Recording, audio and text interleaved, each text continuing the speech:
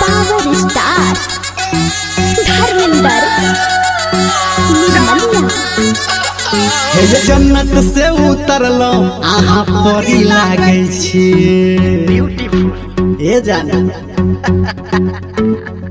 हे जो हमारा दिल से पूछू फूल झड़ी लागे छी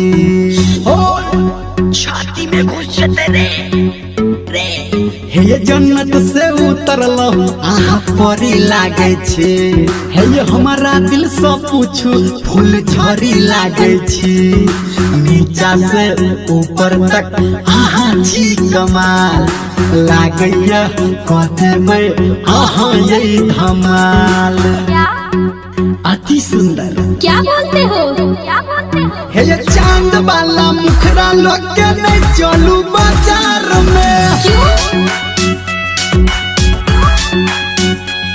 हे ये चांद वाला मुखरा लोग के नहीं चलू बाजार में हे ये मेकअप वाला मुखरा लोग के नहीं चलू बाजार में क्या प्रॉब्लम है? हे ये पागल प्रेमी भोजते आहा के कियो प्यार में माँ गायत्री रिकॉर्डिंग स्टूडियो।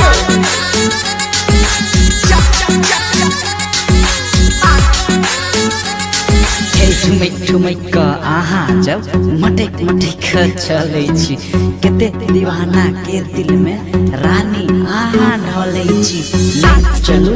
एना अगर लागी जात आहा के नजर किया कि एता के छोरा सब छै महागर अच्छा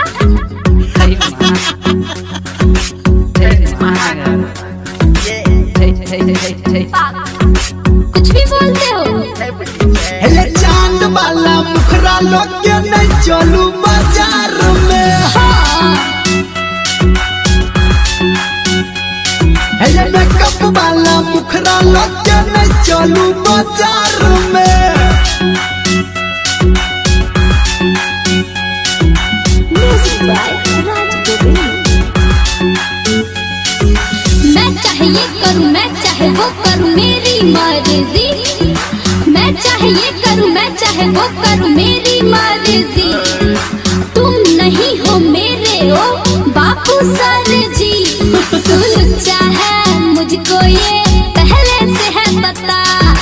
तू क्या है चाहता अर्जी थोड़ा बता। अर्जी ने हे मैडम एकेटा बात कहब हम हे चांद वाला मुखरा लोग के नहीं चलू बाजार में अच्छा हे मेकअप वाला मुखरा लोग के नहीं चलू बाजार में ओहो हे पागल प्रेमी भोजते आहा के कियो प्यार